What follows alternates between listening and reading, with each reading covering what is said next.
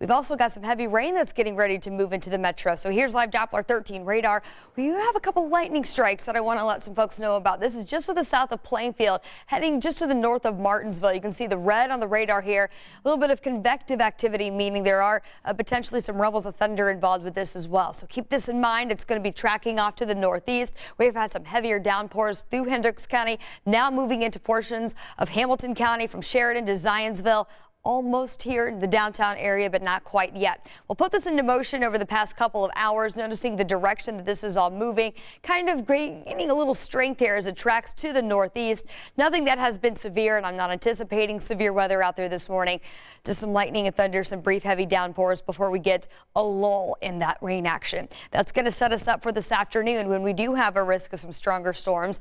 This is the latest from the Storm Prediction Center. The green highlight, the level 1, the yellow highlight, a level 2. It's essentially just breaking down the how widespread the threat is going to be, and that does look to be a little bit higher up in northeast Indiana. But let's walk you through this timeline to get you prepared. There's that morning wave that's going to lift to the north, and then we see that lull that's going to take us into the afternoon.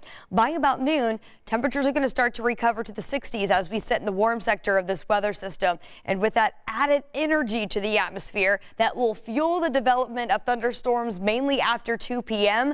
This is going to take us all the way through the afternoon, all throughout central Indiana. Eventually, that severe threat comes to an end closer to about 6 p.m. That system will continue to lift to the north, and we'll see some cooler air taking back over. Primary threats for today, we're talking the potential of thunderstorms, including some damaging wind gusts, as well as some localized flooding will be a possibility. Not going to rule out that potential of a few rotating storms as well.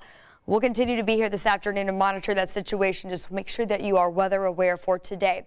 Then as we get into tomorrow, we're talking about that much cooler air taking back over.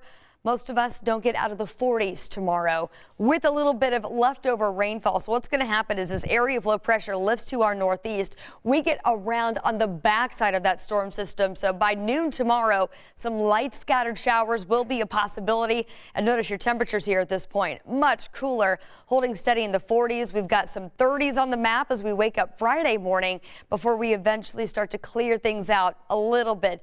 But this will set the scene for a much cooler trend as we get into this next weekend. 7-day forecast takes us back to 47 tomorrow, 50. We'll struggle to get to 50 on Friday, I believe, 42 on Saturday, and then we are in the 40s all the way through the early part of next week.